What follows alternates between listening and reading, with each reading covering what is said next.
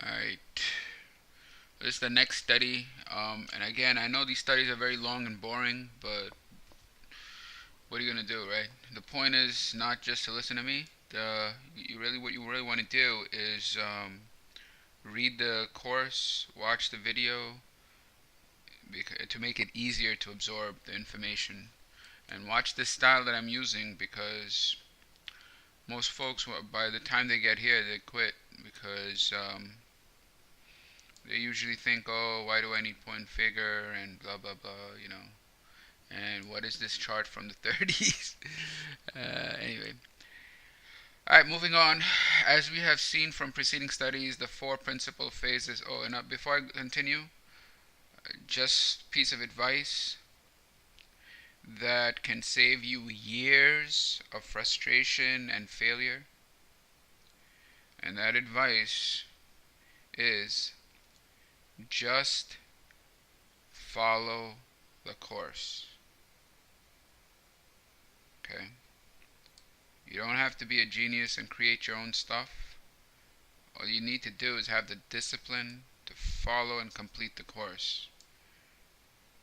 It's going to save you years of time. Anyway, as we have seen from preceding study, the four principal phases of markup of the campaign are accumulation, markup, markdown, distribution, markdown. I mean, this everyone knows this, and this is his reference to the filler phases of a market campaign. And he says when the stocks are in phase 1 and 2, it is said to be in bullish position. When they're in 3 and 4, it's in bearish position. Or its behavior may be such that indicate no active interest in it. That is probably the fifth phase, which is totally random. A lot of times you'll see stocks that are like this and they're just drifting. And most in those stocks, it's very difficult to figure out like what to do. And one of the worst things is when you're trading a market that is in that particular phase where there's nothing happening, or and it's very random, or it's just going up and then radically going down, or it has no structure. And probably one of the worst things you do is day trade a market like that. So, and a lot of folks that day trade one market, they they get caught up in this trap, and almost always they lose money because it's an inactive market, and they'll just wait all day for it to move, and when it finally moves, it does unexpected. Because there's no structure to it. There is no base and then breakout and then pull back. It's just, it'll do something like this. It'll move sideways and then it'll just go. And when it goes, it won't even pull back. It'll just go to a resistance point, offering no pullback opportunities. When it goes to that resistance point, it acts funny. It goes down, up, down, up, down, up, down, up. And if you short it, you get stopped. If you long it, because you think it's breaking out, you get stopped. So it acts very, very weird and totally random. So many times you have that situation, and it doesn't have pullback opportunities, and the rally opportunities. One rally is really big. After that, it's just down, up, making very small rallies that don't give any profit potential. So that's why you need to. Most of this, like an enormous amount of work, is should be spent on picking the right markets. Picking the right market is very important. It's probably the most important part. The preparation is more, in my opinion, is more important than the execution. The preparation, the structuring, the all of that. That's where the work should lie. The work should not lie in you looking at a screen all day. The work should lie in the structuring and the analytical process that where you come to certain judgments. I don't want to say the work should lie in analysis because it has a bad connotation, because you don't want to be an analyst, but that's where the work lies, where you pick the best, where you get to the point where you have everything gone through a process, a structural process, you've gone through all of your efforts, and preparation is the right word. And then the execution is just click, click, click. Anyway, that is, no campaign is underway or preparation in which event its position is neutral. Our object is to determine the technical position of all the stocks on our list. What list? It's a position sheet. That is, which of the above three positions may one be in, bullish, bearish, or neutral, and just what degree. For this purpose, we have to deal with basic factors, price, volume, and the term factors important. Like, those are the three factors in determining bullish, bearish positions, etc., between price, volume, and time. Under the heading of price volume, we have such collateral or related influences, basically factors. Comparative strength and weakness. So these are the factors that impact stock. Its position, whether it's bullish, bearish, neutral. And by bullish, it's either an accumulation or markup. By bearish, it's a distribution markdown. Then you have stuff like this that are based off of price and volume. It's comparative strength and weakness, previous points of support and resistance, rate of acceleration, advances and declines, oversold or overbought conditions. Thus, from our analysis of price movement alone, we are able to gain much valuable information concerning the present technical position and probable trend of each stock. This is very, very important, because when you're analyzing, these are the things you want to. You can even have a checklist. Comparative strength.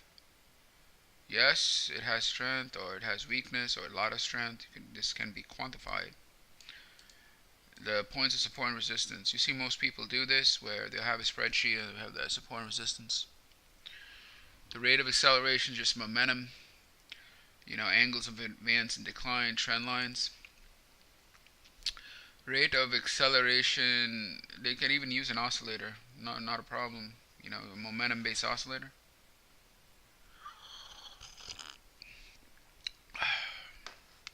Shakeouts or overbought, oversold. I think these are, overbought, oversold. Very important. Basically, has it climaxed or not? Is bull climax, bear climax? Thus, from our analysis of price movement alone, we are able to gain a lot of present technical position and probable trend for each stock. So, in determining technical position of all stocks in our list, there's certain things that we want to do. And I'm start writing this stuff down. A second. So you want stock position, bullish,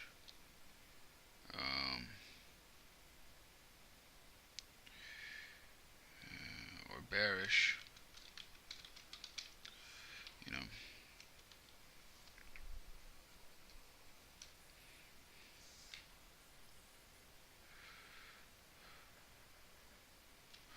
One second. So this is what he mentions when the factors that around a stock. So from the price, we determined relative strength, support and resistance lines, trend line momentum, shakeout terminal thrusts, overbought, oversold conditions. Overbought, oversold in his jargon can be at the top or bottom of a trend line.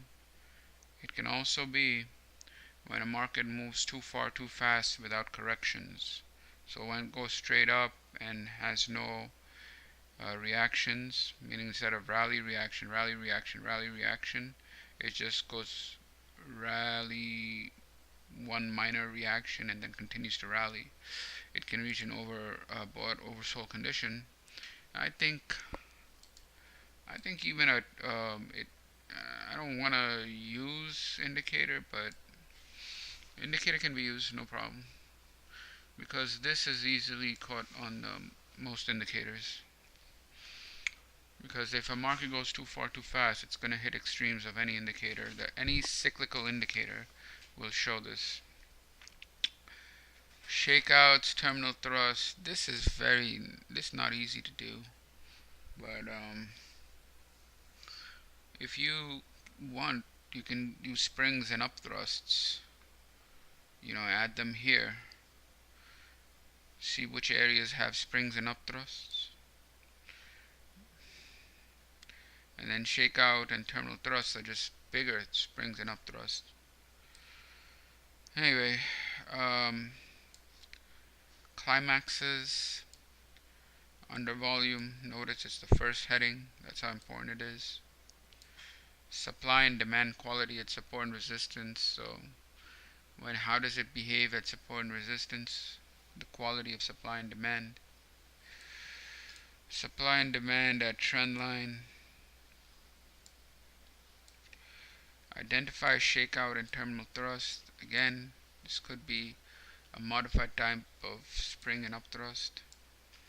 Overbought and oversold positions. Typically, overbought and oversold positions tend to have exhaustion, so that's how the volume factor can be applied to them. ID zone of distribution or accumulation or nothing at all. So, like the character of accumulation, for example, it's building a base, so you'll very clearly see, if on a pointed figure, a line of O's at the bottom of a base. You'll also see like they're holding it in a range. You'll also see on every subsequent red bar reaction, the volume is decreasing because the float is being mopped up. Absorption for a neutral or drifting, that's when you just can't make sense of it. Absorption for further advance, what you'll see is from a prior reaction, there were a lot of buyers stuck up at a certain area. Price goes back to that area, and you see it starts moving sideways. I don't want to use the term ascending triangle, but that's what you're going to see. It'll be an ascending triangle. You'll see higher lows. You'll see threatening bars have no follow through. You'll see an apex, and you'll see tightening of the range at resistance. Renewed distribution for further decline. Just gonna rally, and then it's going to go sideways. That all happens all the time on these point and figure chart. It's like so obvious. You have a big column down, then you have a minor rally up, and it starts moving sideways like a block. So renewed distribution. Judging character at price objective. Like, how does it behave once it gets to a price objective? Does it climax? Or does it just go right through? Or is it a minor reaction? If there's a minor reaction, it probably means it's going higher. Is it halfway back after that? Is it less than halfway back? So stuff like that. And then using price and volume, I would actually add halfway back up here. I think that is it really is important to have halfway back.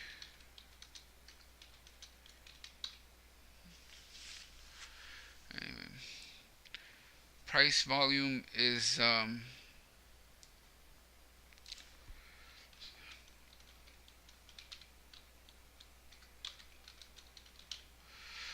beginning, culminating action, beginning of a move, culminating action, beginning or ending. That's what it is. So in the beginning, you want to see change of behavior.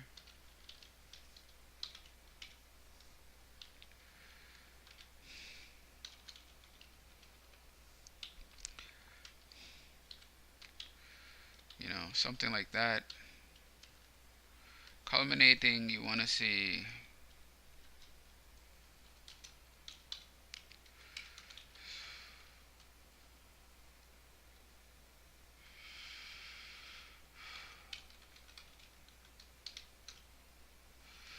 a lot of times they're up thrusts as well.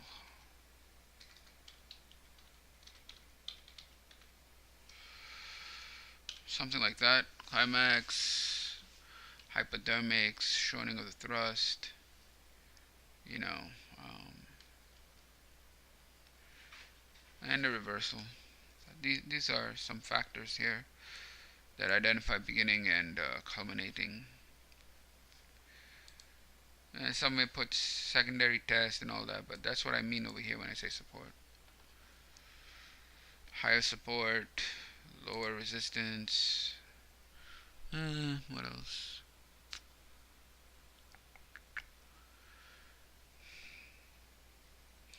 These are some basic indications. Anyway,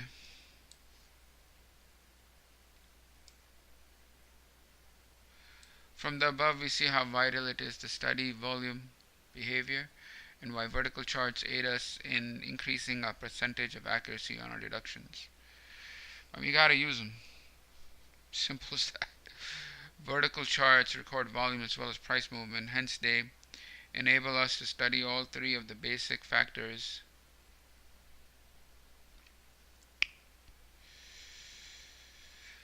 is referring to the three: price, volume, and time.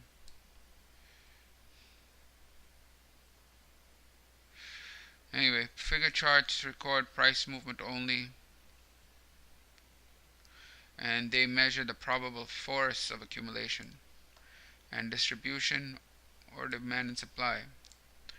Thus, they afford the reasonable, dependable means of forecasting the distance of a stock, a group, or the market as a whole. Figure charts are best determine the objective of a campaign. Although a fair approximation of the importance and extents of accumulation or distribution can be made from vertical charts, if no figure chart is available, by observing the length and time, the price remains in an area of preparation.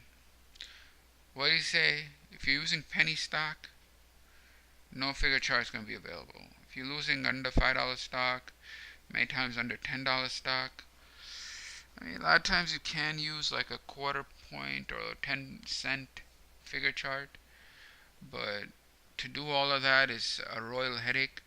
And he's saying that if you can't use a figure chart, what do? This is definitely in the case of penny stocks or very cheap stocks. You can't use figure charts. You just can't. Otherwise, you have to modify them and go into very small, and it becomes very random. So to deal with that, you want to take a look at the vertical chart and look at the length of time of the base. So on the vertical chart or the bar chart, you look at how much time is spent in the trading range. Based on the length of that trading range, which would identify the time spent in the trading range, you have an approximation of how far the move should go. Okay.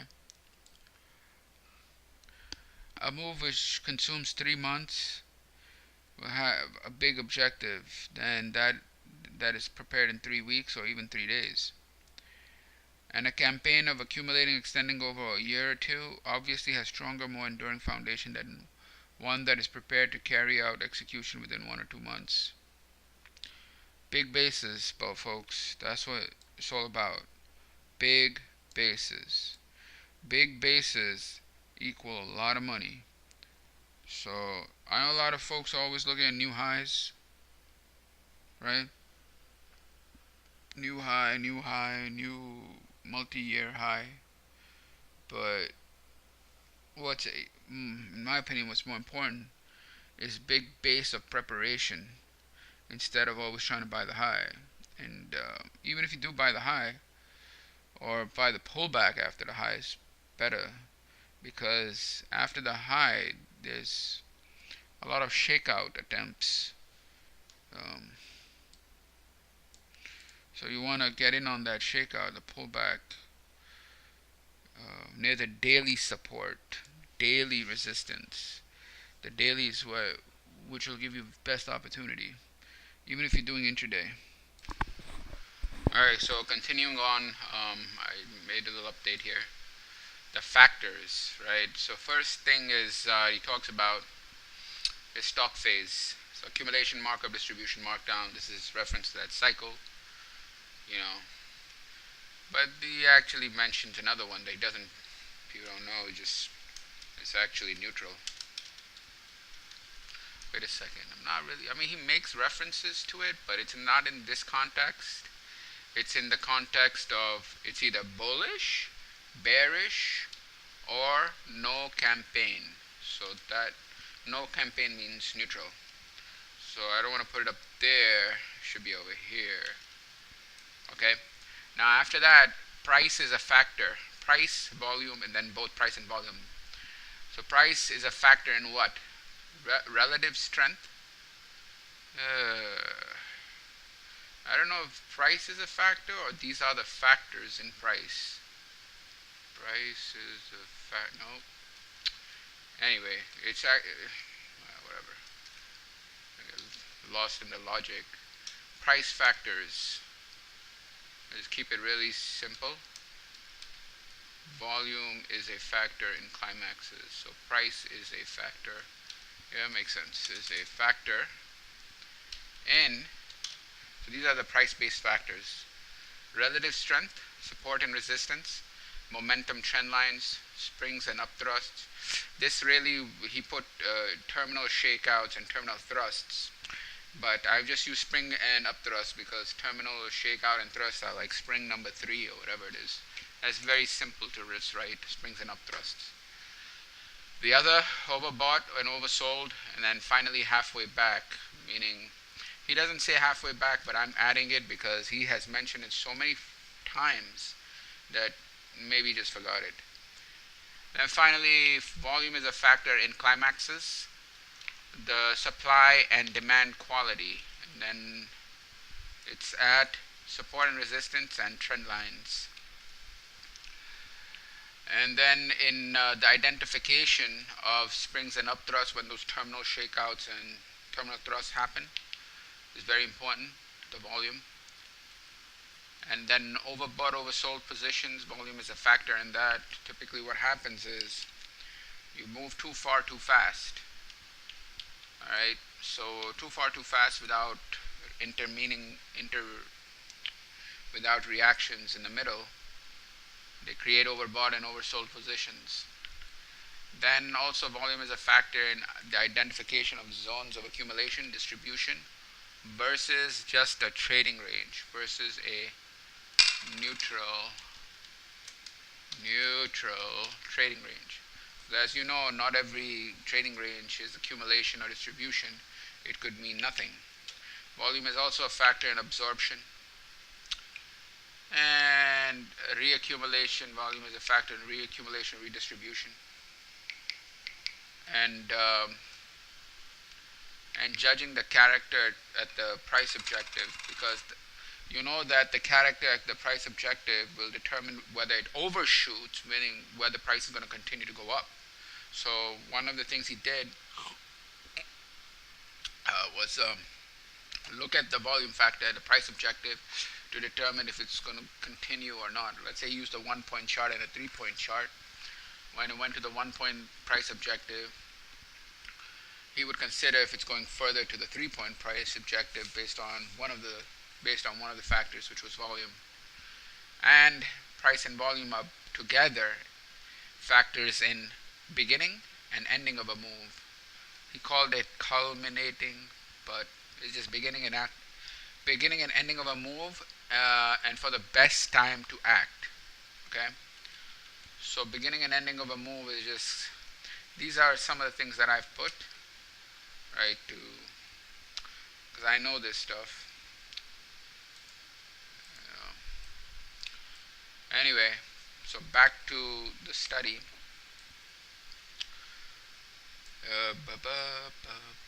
From the above, we see how vital it is to study volume behavior. Anybody who says volume is not important or price is king, they're totally dumb. Alright? That's what I gotta say about that, because anybody who understands volume knows what an advantage volume is, because a bar with high volume is what will identify the transfer of inventory into strong hands.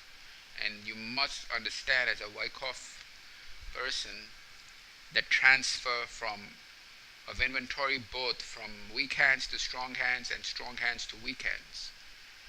Very important. And I've like in prior videos, I show you exact turning points based on this. Anyway, from the above, we see how vital it is to study volume behavior and why vertical charts aid us in percentage accuracy of our deductions.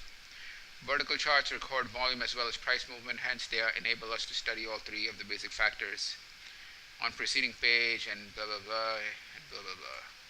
Figure charts show you the strength of accumulation and distribution. Alright, so they are measuring the probable force of accumulation and distribution. This is the concept of potential energy becoming kinetic energy, or I don't really want to say it like that, but anyway. Thus, they afford a reasonable, dependable means of forecasting the distance a stock or a group or the market will go. Figure charts are best for determining objectives of a campaign, although a fair approximation on the importance and extent of accumulation or distribution can be made from vertical charts. Vertical charts, you can use the length of time that it's been in a range to give you an objective. Now, I don't know how exactly that is done. Like if you have but I think it's done like this. If you have a 1-year base, obviously it's going to be a big move versus a 1-month base. Alright? And that's the same example he gives. While it is frequently possible to judge the direction of the coming move from figure charts alone, there are many times when the figure charts leaves us in doubt, or we have to wait longer for an indication, as was probably apparent to you. This is especially true when the figure chart is building an extended congestion area. Unless we carefully study volume behavior while these horizontal formations are developing, we cannot be sure if they represent accumulation or distribution, or just neutral zones, or just trading ranges. It's a very important thing, because a lot of times I see ranges or just sideways movement. How do you know there's accumulation there? How do you know? Maybe it's just doing nothing. In brief, so I don't know, maybe he's gonna go over it in the anaconda study, because that's when he goes over a chart with vertical chart with the PNF chart.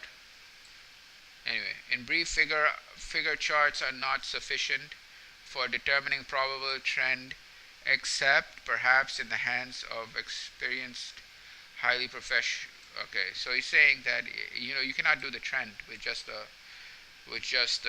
figure chart. You need the vertical chart. Accordingly, we require the vital assistance of vertical charts, bringing the volume factor to bear. All of this, he's just making argument after argument for why you, the listener or the Wyckoffian, should use vertical and figure charts. All of this is just an argument for that. He's just saying this is why, this is why, this is why. But what he's getting to is a conclusion that you need to use both charts. A lot of people ask, can I just use one chart or the other? No, you have to use both. Okay, and then a lot of folks will ask, can I use a bar chart, or can I also just replace that with a Renko chart, or what the other chart is? Range chart, or the I forgot what else, but I mean, those charts are good, but the bar chart has a key thing, and that is its expansion in range, given a 5-minute or 3-minute or whatever interval.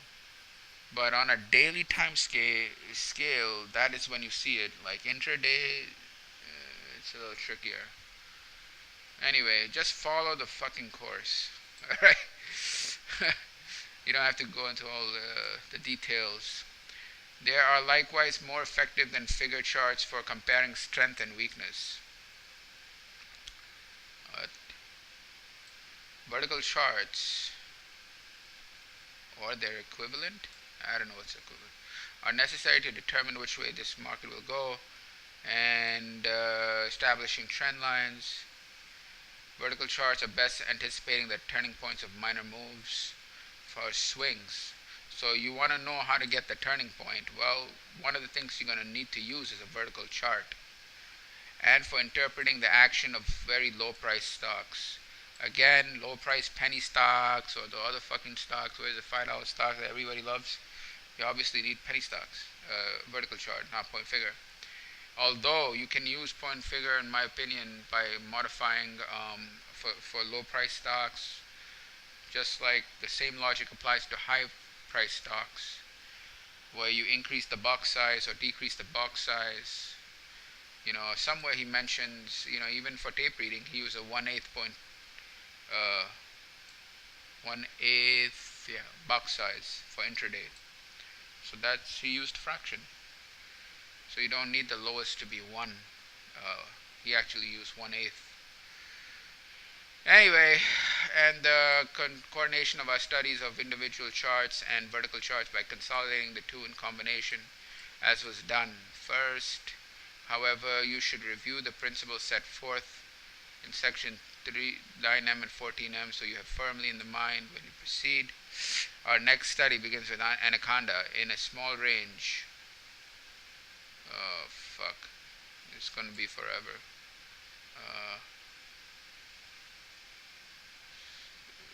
Shit.